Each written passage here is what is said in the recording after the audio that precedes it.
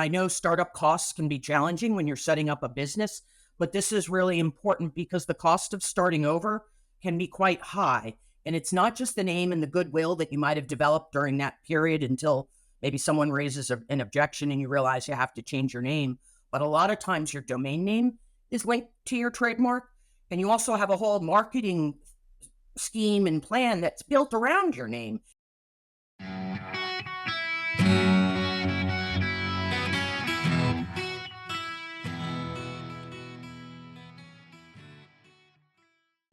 Welcome to A Higher Law, a cannabis podcast from the Dykema law firm.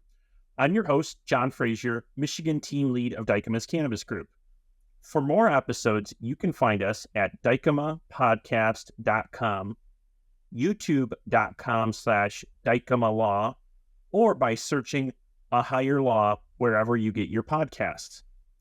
On today's episode, we'll be discussing cannabis trademarks and how business owners can navigate the hurdles of trademark registration to develop and protect their brand. I'm pleased to have my good friend and colleague, Jen Fraser, no relation, leader of Dykema's trademark and copyright group. Jen, welcome to the podcast. Thank you, John, and thank you for having me. So Jen, could you just start off by introducing yourself and telling us all a little bit about what your practice looks like here at Dykema? Sure, John. And first, I enjoyed discussing trademarks, and it's something we can all relate to as consumers because we see brands everywhere we go. We probably see over thousands of trademarks in a day, and if you go into the supermarket, that number skyrockets to over 30,000 trademarks in a store. So before I tell you about my trademark practice, I want to start by explaining a little bit about what a trademark is. A trademark can be a word, a design, a logo, even a sound or a color, if it identifies the source of the goods or services. As consumers, trademarks are important to us because they tell us what we're buying and they help you make purchasing decisions. You'll recognize the product you're buying by the trademark or even the trade dress or the packaging, and you associate it with the quality and characteristics you're looking for. And on the other side, for businesses, it helps you distinguish your business and the products you're offering from those of your competitors. It should generate some goodwill among your consumers so that they recognize your name and pick your product when they're making purchasing decisions. So trademarks are important to both consumers and businesses. So to get back to your question, you asked about my practice, and I handle everything in what we call the trademark life cycle. So when you're starting a business or launching a new product, or even adopting a baby or a pet for that matter, you start with picking a name. It's one of the first things you do, and you brainstorm the names because you want to make sure you're picking a name that's good, that might tell someone about the product you're buying or hint about it, or is desirable for some other reason. You want to have those positive connotations in your industry, but you also want to make sure it's clear and that you're not stepping on anyone else's toes when you pick that business name, that trademark. So to start, I counsel clients about picking that name. Usually they come to me with a list of potential candidates or maybe just one. They've done some preliminary vetting on their own, but then they check with me to clear that trademark either at the state or federal level, and then we'll also get into counseling to see if they could register it or protect it in some way. That's an excellent point, Jen, because I think a lot of folks generally will come to me and say when they want to start their cannabis business, oh, I have this and this and this idea, or maybe they've settled on a trade name or a brand name, maybe they haven't. And so, my general advice to a lot of folks who aren't 100% sure what the trade name is, or if there's a reason why we have to move, extra fast, maybe we need to get a pre-qualification application in or just start the process. A lot of times I'll tell folks, pick a generic name for the LLC name, and that'll give, Jen or one of our other teammates in our trademark practice time to help you work through clearing that trade name. I'm assuming that you give that approach a thumbs up, but could you give us a sense on like what that clearance process looks like, and what's the difference between like a trade name and a trademark, I guess? Sure, John. It's just a few questions there, but I'm happy to address them, and I'm sure we'll talk about all of these things more during our podcast today. And first, if someone can pick their name even before they get to the incorporation stage, I find that's advantageous because strategically, it helps you think about the different ways you can protect it state and federally. And we'll talk more about that later as well. But it is really critical before you pick that name to make sure you're clearing that name and giving some thought as to where you're going to do business.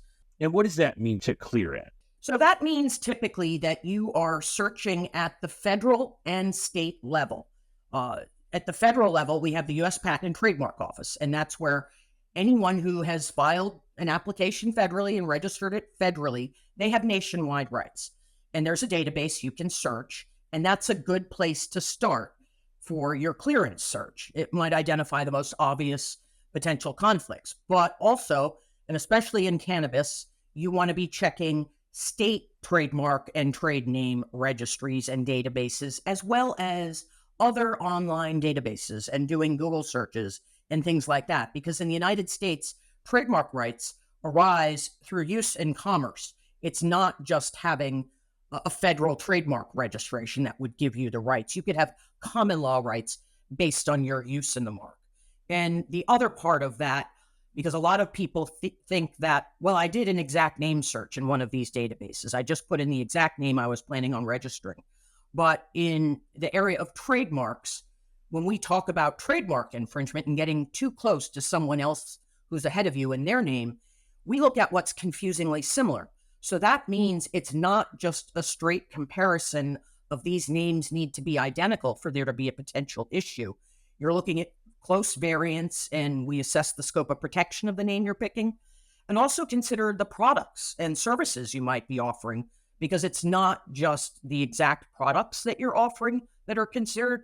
It could be complementary products, or even for really well-known brands, they get a scope of protection that's beyond the exact products that they might have registered at the trademark office. I think that's super helpful to break down and kind of think about. And, I think that's a really great point on that. It's not just, it's an exact copy, right? It's, okay, we have to think about it as a reasonable person, what a reasonable consumer would think. Would they confuse these two things? And I think that's where we get to make our money as lawyers, is helping to try to run that analysis of, what do we think is actually likely to happen? Because there are some cases I'm sure that are very easy. Oh, that's obvious. And then there's, probably a lot more gray than after. There's a lot of gray. I've been doing this for a long time, and sometimes I'm always surprised at new things that come up or unique industries. And if a consumer is confused, you have to pay attention to it because there's something there. But another thing, I have a lot of clients come to me where they thought they did some initial screening and clearance work, or maybe they used an AI vendor or something like that, and their searches are really limited. A lot of times the old adage of if it's too good to be true, or if the price is too low, there might be a red flag there. And I know startup costs can be challenging when you're setting up a business, but this is really important because the cost of starting over can be quite high. And it's not just the name and the goodwill that you might have developed during that period until maybe someone raises an objection and you realize you have to change your name. But a lot of times your domain name is linked to your trademark. And you also have a whole marketing scheme and plan that's built around your name. You might have colors and slogans that are surrounding it, so that if you have to change all of your collateral marketing materials, those costs can really add up. And that's to say nothing of if someone really wanted to go after you in court and seek damages. Not only could they force you to change your name if they were successful, but they could try and get, some money out of you, and you have to pay for attorney's fees and things like that. Hopefully that's not going to happen, but that's again why we suggest clearing a trademark and working through an attorney to do it. And the other good thing about that is if your attorney cleared it and there was a problem later, first, it shows your good faith that you tried to do that, but then best ever, you get to blame your attorney for it. And that helps you get off the hook for some damages too. Yeah. Well, hopefully folks do the right thing and they get their names cleared. Let's say, I come up with a really great brand name, and Jen, you say this, we've got clearance. You give the business the green light to use it. What would happen next? We're seeking registrations, or what's the next step there? That usually would be the next step. Sometimes there are some ancillary things that can happen related to domain names, or people are doing social media handles and things like that on the side. But yes, generally the next step would be to shore up protection either at the federal or state level. So that's a significant part about what I do. I actually got my start after law school working at the U.S. Patent and Trademark Office. I was a trademark examiner for a few years until I then went on to the private side and helped clients protect a wide variety of trademarks and also handle some of the other things that we'll talk about today in the trademark life cycle, as we call it. But first, we would look at the options for federal registration. And especially in industries such as we're talking about here with cannabis, we have to look at state options too to shore up that protection, because obviously cannabis is illegal for the most part at the federal level. There are certain exceptions for hemp, and we can talk about those too. But there are some tricks and other things that we can do to help get some federal protection by registering related products that are then lawful use in commerce, such as clothing, things like that. But otherwise, we want to talk to you about where you plan on doing business, what states, and we could pursue state trade name and trademark registrations as appropriate in the various states where you plan to do business, or as you expand. That should be an ongoing discussion as far as that goes. Makes sense, right? You're building this brand, you're building this identity as a business, and this is going to be how your customers identify you in the marketplace. So, it may not be the first thing that folks think about, but it really ought to be, in that top 5 there, because all of this work that you're doing to start this new business all depends on you having customers, and your customers need to identify you from your competition. And I think, that's really what we're talking about, right? When we're talking about trademark and intellectual property protection generally. And a good reminder is getting the domain name. A lot of times people want a correlation between their domain name, and a domain name is very important to people. And really, the trademark consideration should go right along with that. So that's a great point. And so I know we've been talking about trademarks, but I know you also head up our copyright practice. How are copyrights different than trademarks?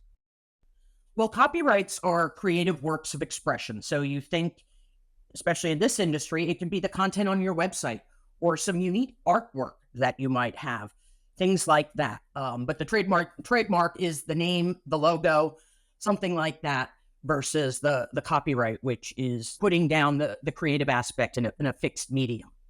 Okay. And for copyrights, my understanding has always been, whereas a trademark, kind of protection extends to preventing folks from being confusingly similar. My understanding is for copyrights always been that protection is much more narrow and really, aligned to kind of direct copies, more or less. But tell me if I've missed the mark there. It's been a while since I took intellectual property in law school. It's a similar test as far as substantial similarity, but there's also an access prong to the test as to whether there's copyright infringement. And that could be shown by someone having access to it, obviously. And just by virtue of you fixing the creative material in a fixed medium, you have protection, but you can also register copyrights with the U.S. Copyright Office. So, Jen, we've talked about trademarks a bit. We've talked about copyrights, kind of in the intellectual property trifecta. We have the U.S. Patent and Trademark Office. So we haven't talked about patents at all. So how do patents figure in? What a patent is it is an exclusive right for a period of time to protect inventions. And that can be a product or a process that provides a new way of doing something. So it does need to be novel. Yeah, so something that's new, useful, non-obvious, and this really probably much more focused on maybe mostly on the manufacturing side of the industry. Might look at patents, but probably not something when folks are thinking about starting their business first. It's right. We're really probably focused on the outside on brand protection, I assume. That's correct, but in some instances, if you do have a method of manufacture or a novel device, you can also give thought to patent protection early on, because it can also be a valuable part of your IP portfolio and provide the opportunity for licensing and also preventing others from doing that unique method of manufacture or manufacturing of that device that you have come up with. Definitely. Makes sense. Well, there's so much to touch on here. So for today, I think we ought to dial things into talking about trademarks specifically, because that's really the the hot topic in the cannabis space. Everybody wants to build a brand and be that next successful brand in the marketplace. So Jen, can you kind of give us the 30,000-foot view on the current landscape for securing trademarks for the cannabis industry? Sure. Obviously, there are some challenges due to the federal illegality. And how does that And come into play?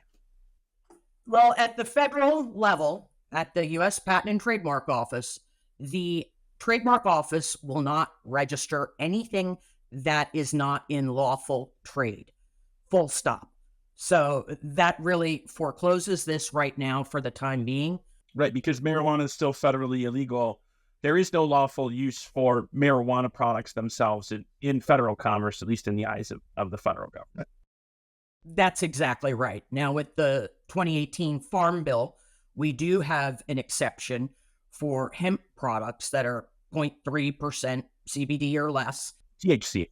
Yes, so you can register those items, but the trademark office will ask about it, and they will also ask you to describe your goods narrowly so that is clearly indicated in the record and in the trademark application and ultimately the registration itself when you do get it registered. Okay. So if federal registration on marijuana products themselves is out, what other strategies are available for cannabis companies to protect their brands with a trademark, either at the federal level or at the state level? There are a few options, and I know I have people ask, well, what about paraphernalia or services? And those go in the same bucket as being unlawful. So the trademark office will not register those either. So really, our best option right now is some of the collateral items that you often see with a business, and that in a lot of instances is clothing.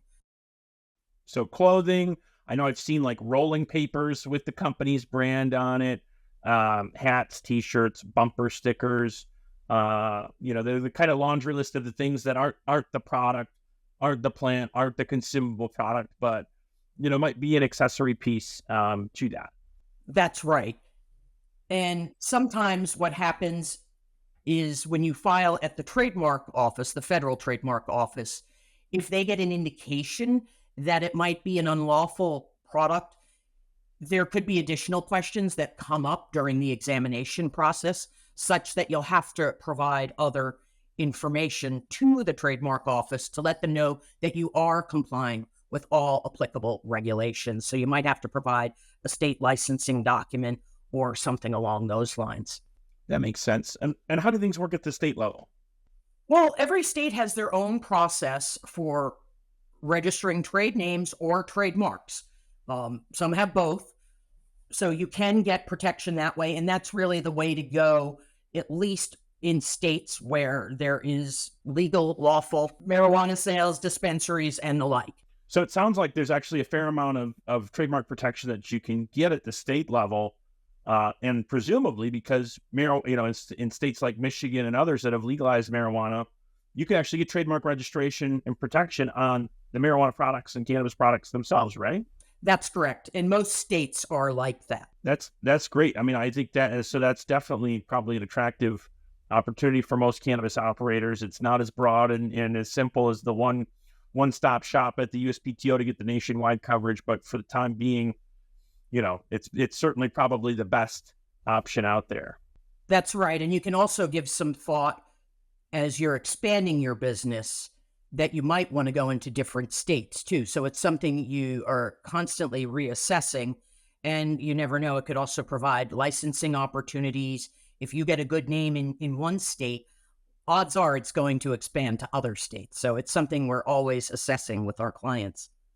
Great point. It's so, John, a minute ago, you mentioned the difference between trademarks and trade names.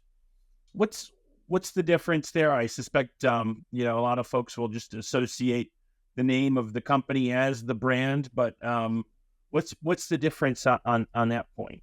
Well, a trade name is the corporate name or the business name that you incorporate under and set up with your state. It's also the name that people usually see on checks or on contracts. That's the trade name, the business name. We call it different things, but it is somewhat different from a trademark in some instances. However, sometimes it can also serve a trademark function because it does serve a source identifying function. So you do have to be aware of the interplay. And that's why when we talk about those early steps in setting up your business, it's a good idea to give thought to that early on as well, because again, people could be confused if they think of your business as the source of where they're getting something. It can still have a trademark function. So that's why, in general, when you're setting up your business and thinking about trade names and trademarks, it's a good idea to give a thought to both because sometimes it can serve that dual function. Now, as far as registering trademarks with the state, and in states where it's for a cannabis product, you can get that registered. But, John, I understand there are certain unique rules in a few states, such as Michigan, about the interplay between trade names and trademarks. And maybe you could explain that to me because I think that's a unique situation. Yeah. So in Michigan, I think most folks are probably familiar with the concept of a DBA. Well, in Michigan, your statewide DBA, for lack of a better term, or your statewide trade name is secured by filing what's called a certificate of assumed name with our state's corporations division. And that really secures that name on a statewide basis. There's no need to go county by county and file for a DBA. Your assumed name is your trade name, and you can sign your checks with your assumed name. You can sign your contracts with your assumed name. It's the same thing as it's basically your alter ego, more or less, of your corporate LLC or corporation name. And in Michigan, we have this weird kind of pushback with our corporation's office because they also handle trademark registrations. And so they'll often refuse to register trademarks that would overlap with a trade name that's been issued. So you have the protection from the trade name being secured through a certificate of assumed name, but for whatever reason, they give you a hard time when you try to secure also the additional registration on top of the assumed name. And that illustrates why it's a good idea to work with various people depending on the states where you're doing business. So there are some of those unique rules in particular states, and obviously different rules compared to what we see at the federal level. Yep. And sometimes it's a matter of you need to have good counsel who knows how to push back on the regulator or the government agency that's doing things, and making sure that they're not just following their handbook, but they're actually looking at what the statutes in the state say and mean and what's allowed and what's not allowed. So, Jen, what are some of the biggest challenges that cannabis businesses face when they're trying to obtain trademarks? We've talked about some of them with federal illegality, but what else do you see fairly regularly as far as challenges in this space? We talked about one of them, and that is clearing trademarks. And obviously, as we talked about, the test for trademark infringement is whether consumers are likely to be confused. But I think in the cannabis space, another area you have to look at, because the tendency is many times to play off other people's brands. And a lot of times those are famous brands and they're entitled to a broader scope of protection. There's actually a federal law against dilution, which is diluting a famous brand owner's trademark. And a famous trademark, some of them you might know, but in the cannabis area, we see a lot of people wanting to maybe use a funny movie title or a character or a candy name or a doll. And this is where I would suggest you think carefully before using Cheetos or Barbie in a clever name. They are likely to go after you under dilution laws, even though the products are not related as we would consider them under that typical trademark analysis. The name and their trademark is well known. It's going to be afforded a broader range of protection, and they're likely to claim that their well-known trademark is being tarnished by making it the name of a product in a dispensary. So that's something you have to be careful about as well. The other thing, when we talked about one option for obtaining federal registrations for those related products, such as clothing, is that you cannot just register a trademark if you come up with a clever logo or design and emblazon it over the front of a t-shirt. That will be rejected on grounds of ornamentation. It might be a creative expression. that might be the subject of copyright protection. But as far as obtaining a federal registration, you have to make sure you're making proper trademark use such that people know it is the source identifier for that product. And in the area of trademarks, that means using your logo in a place where people typically associate it to appear as the source of the goods. In the case of a t-shirt, that would be on the breast pocket, for example, where you typically see a logo. So you need to give some thought to what you plan on doing with your clothing to get it registered at the trademark office, because they're going to want to see examples of how you're using it in commerce before they will register it. And that's a great point. I'd like to circle back for a second, because when you talked about, all of these different cannabis companies for a while, and I'm hopeful that we're starting to turn the corner on it, but, we're using some of those clever, plays on words with strains and brand names. And, we had Gittles with a Z as a popular strain name. And we've all seen the various, for lack of a better term, knockoff products. Just as a practical consideration, when you do those things, putting aside trademark law, when you have a product that's marketed to children and you're now trying to, use that product, that trademark and that goodwill that company has to market an intoxicating product, designed for adults, not only are you going to invite, trademark infringement scrutiny, but you're definitely going to get the attention of the regulator, no matter what state you're in. Because, these products are intended either for medical patients in medical states or for adults age 21 and up. And, whether you're a consumer or, anybody in those states, I think everybody's pretty universally in agreement. We don't want these products, being mistakenly consumed by children. And so, if you're an operator, you really ought to be mindful, not just from the prospect of trademark infringement, but regulatory scrutiny, by opening yourself up to those kinds of maybe questionable associations with well-known candy or food products, especially those marketed, for children. That's another good point, John. And that's something we also consider when we're clearing the trademarks. I mentioned that you want to make sure it has an appropriate connotation, and that goes as a part of that consideration. Sometimes people think, well, it's funny, it's clever, and it is. I mean, we've got a lot of creative people in this space, but you have to give some thought to that. And you'd also probably be setting yourself up for some litigation and problems. And that's maybe a cost I think most businesses don't want to incur when they're starting up. Recently, we've seen some cases go as high as the Supreme Court or even appellate case law decisions about free expression and parody cases. But I don't think this is an area where you necessarily want to be making new law. And as you can imagine, pursuing a case to the Supreme Court to claim you have a right to free expression here will be costly and might not be where a business wants to put their resources. Yeah, and I don't follow this as much as you do, but if I'm thinking of the same case you are, it's like a pet toy company that's was doing a parody of Jack Daniel's brands. Took Bad Spaniels. What's that? It was Bad Spaniels #2 instead of Jack Daniels #9, I think.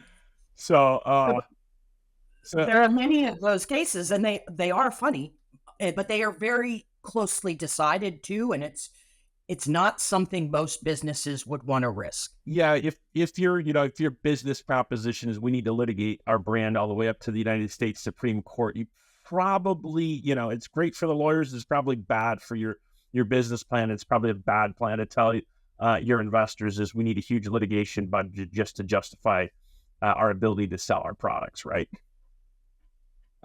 That's right. Jen, what are some red flags that a cannabis business should be aware of when they're choosing their trademark? Well, we've talked about many of them, and thinking about your business plan, which states you're going into, avoiding the well-known brands. But if you are filing federally, if you do put a pot leaf, for example, on whatever it is you're seeking to register, you can be sure that the trademark office is going to then ask additional questions to confirm that your products are being offered in lawful trade. So that will be something you have to anticipate and prepare for. And it's not something you can really try to hide. Sure. No, makes sense. But, at the same time, I know, we've seen it. That's the operators want to, want to be able to tell what they're selling on their logo. And so, if you're going to do that, you just need to be prepared and make sure you have counsel in place that's going to understand what needs to happen with that back and forth and be ready for it. And I've had clients also ask, do I really have to tell them? And this is a federal agency. This is not a situation that you want to lie. You do have a duty to disclose. If they ask, you have to be truthful. And you sign these trademark applications under penalty of perjury. And that's the same section of the federal law that sent Martha Stewart to jail. And I don't think most cannabis companies would think that signing a trademark application would be what would get them sent to jail. But it is something you need to be mindful of. And I don't think they would probably go to jail, but there are ramifications of that, and you could lose your trademark registration. I mean, that seems to me, even if they didn't refer to the Department of Justice for criminal prosecution, you would jeopardize the registration, right? If you lied on the application, you secured it without being honest, it seems to me to be a base to probably have it canceled. That's exactly right. And you've gone through all that effort and costs and to then lose it. So it's really not worth it. That's why we just want to come up with other strategies to protect your trademark at the federal and state level as you expand your business, hopefully. Makes sense. So, Jen, kind of logistically, what's the general process for filing a trademark application, either at the state or the federal level? Is it the same? What does that look like? It's similar. I would say probably the federal level is a little bit more involved, but typically we just collect information about the company, the products you plan on selling. At the federal level, we can file an intent to use trademark application to get the process started, because right now examination at the federal level is significantly delayed. So it's good to get a start on the examination process, and you get the benefit of your filing date as soon as you file that application. And then you'll later on have to claim use of the mark in commerce, and we give the trademark office information about that. And in about 9 months right now, they will examine that trademark application. For cannabis companies, a lot of them can expect a few inquiries from the trademark office, but hopefully we all get around that and we comply with all of the requirements, and then you get the federal trademark registration, which gives you certain important advantages nationally. It provides constructive notice to others of your rights, such that if someone was using a subsequent infringing name, you would be able to refer them to your federal trademark registration, send them a letter perhaps, to start off at least, and they would hopefully go away just based on the fact that you have a federal trademark registration. Also, if someone later files a confusingly similar name at the trademark office should refuse registration based on your prior registration. So it's sort of its own built-in policing. Other advantages of the federal registration include that you have nationwide rights. You are entitled to presumptions of validity of your federal registration. If necessary, you could sue in federal court. And you could also subject others to enhanced damages if, because you have a federal registration, they are on constructive notice of your rights. They could then be subject to treble damages if someone adopts a confusingly similar name and was aware of your prior trademark rights. Those are great benefits to get. I mean, it seems like it's definitely worth going through that kind of administrative process because the benefits exist, and especially getting that constructive notice out there so that everybody knows, hey, this is my brand, this is my mark, stay away, and then with the kicker on the enhanced damages. Usually that's enough to keep bad actors out, but not always, and that's why you have to police that those branding rights. That's exactly right, and that also goes to what we were talking about before with clearance. There's a subtle way of deterring people from using a similar name, and when then someone else goes to clear a trademark, they're going to see yours and know that they need to steer clear of it. And that's something that's hard to measure, but it certainly happens. And that kind of lends and brings us back to why, it's a good idea to go get that kind of federal collateral protection, even though we can't get the federal trademark registration on the cannabis goods and services themselves. at least getting it on those kind of, related collateral non-marijuana products, at least is giving notice out there that like, hey, if you want to come and try to use this brand or this mark, you've got somebody that presumably is going to be coming at you from an enforcement perspective. That's right. And also because as a trademark attorney doing clearance, I would see that federal registration for clothing. And I might also have a sense that maybe it is a cannabis company and that they probably do have an existing business going on. So I would know that they have common law rights after I did some investigating. And I would then tell that client that they should pick a new name because it's not just registered for clothing. They have common law rights based on their use in those states where it's lawful. Makes sense. And so, Jen, we've talked a little bit about hemp and CBD products. Is there a difference when it comes to trademarking those products? Right now, it's just hemp that you can get federally registered. And again, as we mentioned, it's going to be with the description that you have to say it's 0.3% THC or less in the description of goods. But you're still going to have issues because you also want to make sure you're complying with the FDA when it comes to food products, pet foods, or dietary supplements. You still have to comply with other federal statutes. Makes sense. I know we've seen for our clients, the Food, Drug, and Cosmetic Act cited is the refusal to register on some hemp-related products because folks wanted to, push the boundaries on making, health or wellness claims for the intended use of the product, and that invites the FDA scrutiny at their level, and then at the USPTO level, it invites their scrutiny as well. So something to definitely be mindful of on that front is that's definitely a topic of consideration and priority when those products are considered. So John, I'd like to kind of now pivot to some, very practical tips for operators out there in the cannabis space. If I'm a cultivator and I want to trademark a new strain name, is that something I can do? Can I go, I've got the best indica sativa hybrid out there that's got a very great, head high and clear focused. I want to put a trademark on it. Can I do that? Typically, no. It's John's OG Kush number 42. It's the best. Varietals and cultivars cannot be exclusively appropriated. Those are typically considered the generic name for the seeds and the strains. So those cannot be registered. Oftentimes, you might see those as the subject of a patent application, but not a trademark application. So you'll have to come up with another name to serve as the source identifier, where you're the only one who can use that name. Okay. And so if I'm a dispensary or a retailer, I'd like to have my logo feature, prominently a cannabis leaf so folks know right away what kind of products I'm selling. How does this impact the ability to register a trademark? It does affect it in that you will expect additional scrutiny from the trademark office. It could be a legal product in trade, but you're going to get questions about that for sure. For sure. And what about cannabis beverages? If I want to use a name that's, fairly popular to some sort of non-cannabis soda or seltzer, what are the risks involved there? As far as filing the application, you can expect that if you're getting too close to a prior trademark, that the trademark office will refuse registration.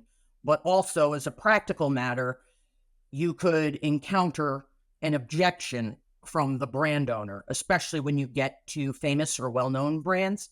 They're likely to say not only could there be the potential for trademark infringement, but there could be dilution, such that you are either tarnishing their name and the associations they have, or at a minimum that you're also just weakening the uniqueness of it. So if you try to name something after a well-known product, you could expect those issues. Yeah, and we talked a little bit about before, expect regulatory scrutiny from your state cannabis regulator or whatever regulatory agency that the company's subject to, because by and large, those products are probably, if you're trying to invoke somebody else's branding, you're inviting the risk that your cannabis product now might be appealing to children, which is going to be a problem. Jen, what happens if I've started off this, this great cannabis business? I've got a name and logo, I've been using for years, but I didn't get to listen to this podcast before I went and started my business. And I'm hearing all these things now about how great it is to get trademark registration and protection. And I want to go ahead and do that. Am I out of luck, or are there things that you can do to help, somebody who's the late bloomer come along and fix their brand portfolio? It's never too late. Better late than never. And we would still follow all these same steps that we're talking about here. There can be modifications in the strategy, and you have a more established business, so you might have a better sense of where you will be expanding, or maybe you think you've fully expanded, but we might know what states you're going to be in at that point, and you can still do the clearance steps. Maybe to some extent the name has been a little bit vetted under the theory that if people had an objection to your name, they might have come out of the woodwork and raised that objection by now. But still, we're going to do some form of clearance in at least a federal database, as well as key states, at least the one where you're doing business.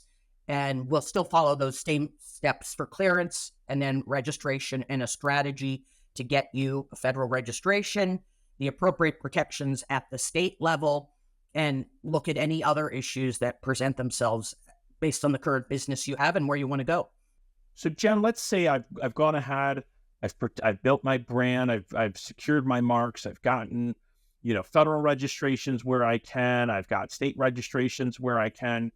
Somebody comes along and they start ripping me off. What happens next? Well, there are a few things that can happen. Usually we start out with investigating what's going on so that we can come up the best way of dealing with it.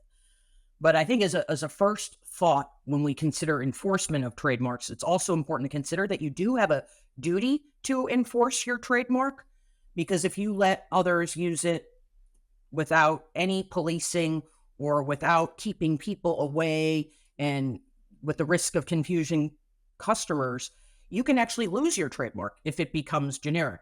And there are examples in other areas. We all have heard of thermos and escalator. Those are examples of registered trademarks that they lost because people were putting it into widespread use. They were too successful. They were so successful at developing their brand that it just became synonymous with the product. That I always think of. I think Kleenex is in the same category, because people don't ask for a piece of tissue paper; they ask for a Kleenex, and right, and that's it's great if you did it, but you're a victim of your own success. But I think you're talking more of you just let everybody walk all over you, and you didn't put your elbows out and fight back. That's right. There are a lot of interesting examples, and that's why policing is important. Kleenex actually reinforces the nature of the brand. If you look at your package of Kleenex brand tissues, they put brand tissues next to it to try and remind people it's a brand. Similarly, there's a really good video on YouTube by the Velcro people, and I suggest watching that. It's funny, but it explains why it's important. A lot of times people think, oh, how annoying that I'm getting these cease and desist letters from a brand owner, but there really is a reason you have to do it. So what we do as trademark attorneys, if someone comes to me and says a competitor's too close, or I discovered this domain name, there are a lot of ways that gets triggered. Or maybe even a client says, I was confused because there's another business in another city doing something that's too close. We'll investigate it and assess the situation. Sometimes we send varying degrees of what we call cease and desist letters, recognizing you don't want to be the one that goes viral about raising inappropriate complaints. There are ways to handle those types of letters and the tone of letters, but a lot of times we do resolve these by sending a letter. Sometimes we're taking down a video on YouTube. Sometimes we are using the opposition proceedings at the trademark office itself if someone has filed an application. Or if necessary, we might go to a court to sue someone for infringement. A lot of times these matters are resolved through a settlement agreement or a coexistence agreement. Sometimes there are damages for these situations of infringement, but it is important because you don't want your customers to be confused, but you also don't want your trademark rights to be weakened by a lack of enforcement. Great points. So, Jen, I know we've talked a little bit about trademarks to start, but you're also the head of our copyright practice. What's a copyright? How do copyrights factor into cannabis? Well, copyrights are original works of authorship. So think a movie, artwork, website content, those can all be the subject of copyright protection. And you have it by virtue of fixing it in a set medium. But you can also file federal copyright applications too and obtain copyright registrations, which provide additional statutory advantages, the opportunity for statutory damages. Well, this has been terrific. We've really gotten, kind of the full crash course into, cannabis, trademarks, brand protection. And so I'm really grateful that we had my colleague, Jen Fraser, joining us here today. Thank you so much, Jen. Reminder, you can find us by searching A Higher Law wherever you get your podcasts. Once again, I'm your host, John Fraser, and we look forward to seeing you next time on A Higher Law.